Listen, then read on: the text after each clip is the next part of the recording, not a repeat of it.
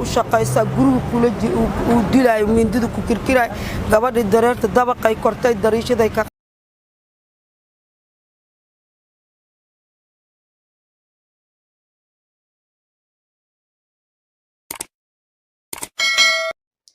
hooyadiis ayuu ku gowracay magaalada Kismaayo waa wiil dhalinyaro ah oo qurbaha laga celiyay hadalhaynta ugu badan baraha bulshada maanta asaga ayay qusaysaa السلام عليكم ورحمة الله وبركاته مقعي وفردوس محمد عبدالله هالك عاد إيقا داوانيسان وكاها نولشا هادبا سيدا مقالة كسمايا ورارك كسوبحاي اي شيغايان ويل صدن iyo 7 jir ah ayaa la sheegay in uu hooyadiisa ku gowracay magaaladaasi taasoo ah dhacdo run ahaantii aad u xanuun badan dadkana aad ay u hadal hayaan hadaba wiilka wax gowracay oo lagu magacaabo Cabdulaahi Cabdi Shire waxaa la sheegay in laga celiyay oo hooyadiis ay wadankii u geysay si dhaqan celin ahaan waa sida hadalka inagu soo gaarayaan wiilka hadda waxaa gacanta ku haya booliska bal horta qaabka waxay u dhaceen iyo dadka magaalada dareenka iyo sida ay uga falceliyeen marka hore aan isla daawano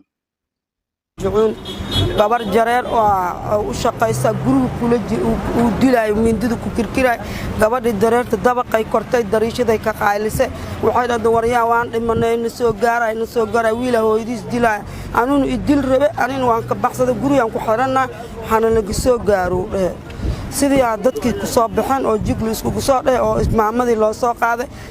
giirku mindida ka koowdi biru meesha ugu dhuftay way dhacday sidii mindida uu ugu qalay sidaasay marka ku dhacday dad boolis iyo dad badan oo Soomaali weyn oo jug isku soo dhaday sida lagu soo kala baxay inna lillahi wa inna ilaahi raaji'uun dhacdo la yaab la waxay ka dhacday magaalada Kismaayo wiil baa hooyadii bireeyay oo gowracay geeri aad u xanuun badan weeye inna lillahi wa inna ilaahi haddaba su'aasha isweydiinta la waxa ay tahay 37 jir sidee dhaqan celin loogu wadi karaa waayo 37 jir waxa uu ku dhawayaa markan inuu noqdo 40 jir ma ahan 15 jir ma aha 18 ma aha 20 jir 37 jir dhaqan celin loo geeyay isweydii sida ay ku dhici kartaa in qof 37 jir ah dhaqan celin loogu sameeyo maxaa meeshaasi ka qaldan wiilkan hadda waxaa gacanta ku haya booliska magaalada masiirkiisana الله أعلم هلك ودمبي دونا لكن وحلا بدينا إن سيدا دتكو أي هذا الهيام بإن أسجنا للدبا ديجي دون هويديس مركو هويديس الله ونحرسته إن رونهانتي هوي سيدا دبوا هوي إن سيدا قدرتنا مر والبنا قفل هي قابكو لمن لها يمشي وكل من لها إن وإحنا قفنا كم بدل كرتو هدي قدرت هذا إن ماشي عاد كل من لهاد يقف كل جوجو صواب لها ولو sida wiilkaaga adiga aad dhashaba Allah ka dhigay marka dad badan waxa ay hadal hayaan in wiilkan uu ahaa wiil dhaqan celin ahaan loo geeyo dalkii hooyadiisna iyadu ahayd qofka waday oo halkaas muddo ku haysay 37 sano qofka markuu u gaaro 20 sano qofka markuu u dhaafo wadamada Yurub ama 20 sano markuu u gaaro waxa qofkaas wuxuu noqdaa salaf qof asaga iskiis isugu filan qof asaga iskiis u nool oo inta badan waxa la og yahay 20 qofka markuu gaaro gooni ayuu u degan yahay Soomaalida halka laga hadlayo halka dadka gaalada ahna ee cadaanka ahna 18 markuu qofkaas uu gaaro uu yahay qof isku filan oo kaligiis ayuu guri qaataa ama guriyaha ardayda ha qaato ama guri si kale ha ku hele waa qof hadii waxbarashadiisa uu rabo inuu sii wato maxay ahayd asagoo guri ardayda degan waxbarashadiisa sii wadan kara hadii uu rabo inuu shaqeysana uu shaqeysan karo haddii maanta la dhihi lahaa wiilkani waa wiil dhalinyaro ah oo 12 jir ah ama wala daba su'aasha ama waxyaabaha maskaxdaada ku soo dhacay waxay tahay oo aan marnaba la iska indha tiri karin hooyooyin fara badan ay Soomaaliyeed ayaa waxa ay qurbaha ku haystaan caruur special need ah special need markaan dhahay caruur maskaxdooda aanay u korin sida ilmaha caadiga ah ma laga yaabaa wiilkan inuu ka mid yahay dadkaasi ma laga yaabaa inuusan ahayn qof caafimaadkiisa dhimirkiisa sax uu yahay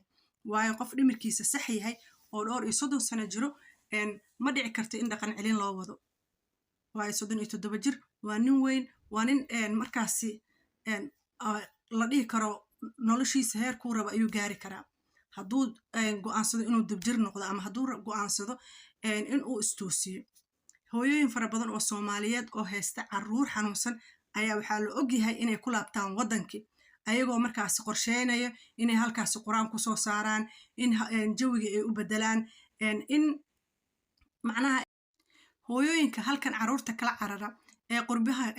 ka wada waxa ay raadiyaan in ay halkaas ay quraan saar inta badan waxaad arkaysaa in hooyooyinka ay la guuraan ilmaha si halkaasi ay quraan uga soo saaraan si dhaqankii ay u soo baraan si nolosha inta mid ka fudud ay ula raadiyaan ayagoo markaasi isdhahayo ama uun isbeddel ku yimaadaa ma la dhihi karaa wiilkan waxa uu ka mid yahay dhallinyaradaasi dhallinyarada la nool xanuunada maskaxda ah ma dhici kartaa in uu ka mid yahay waxaan rajaynayaa su'aalahaasi jawaabahooda in sida uu dhaqsiyaha badan la helo waayo wiilkan hadda waxa uu ku jiraa gacanta booliska Soomaaliyeed booliska magaalada Kismaayo waxaana laga yaabaa in lagu fuliyo xaqi hooyadiis ee ah in uu hooyadiis gacantiisa ku gowracay asagana aan laga reebin aniga ma aqaan sharciga Soomaaliya in uu taas wax ka bedeli doono run ahaantii markaan arkay muuqaalka ku saabsan wiilkaasi ee la wadwada baraha bulshada Soomaalida waxaa igu soo dhacday 37 jir ma ahan qof dhaqan celin u baahan ee maxaa qaldan waxa ayuu ii soo sawirantay inay jiraan hooyooyin Soomaaliyeed oo caruurtooda la daalaadhacayo quraan saar u wata caafimaad ahaan u raadsada waxyaabo kala duwan adiga raba inay caruurtooda soo bedelaan marka qof 37 jir ah waa qof weyn ma ahan cunug yar oo gacanta laga hayo oo looga baqayo inuu dhumo ma ahan qof la duufsan karo 37 jir hadduusan ahayn qof daraag addictor ah oo daraag isticmaala hadduusan ahayn waa qof isnoolayn kara asaga isbixin kara uma baahna dhaqan celin waxa u baahan yahay haddii uu xanuunsan yahay waxa u baahan yahay qof oo keer garayso qof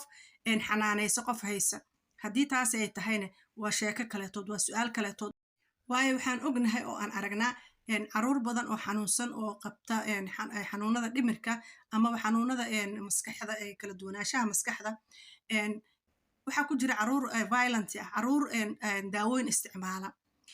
anagana waxaan nahay dad Soomaaliyeed waa la ogyahay go'aanada aan ka qaadano daawooyinka waxaa jira ilmo daawooyin lagu dajiyo oo daawooyinkaas haddii aan la siinin waxyaabo badan ay qarimi karaan oo waxyaabo dhibaatooyin badan ay geysan karaan hooyooyin ayaa haysta ilmo markay maxaa la dhahaa lagu kaco maxaa la dhahaa waalidka dhibaateeya qofkii xanaaneynaya dhibaateeya sidii inay daqraan waxay gacanta ku hayaan ku tuuraan wax walba ay sameeyaan dadka saasoo kala noocaasoo kale ee daawooyinka isticmaalo daawooyinka lagu dejiyo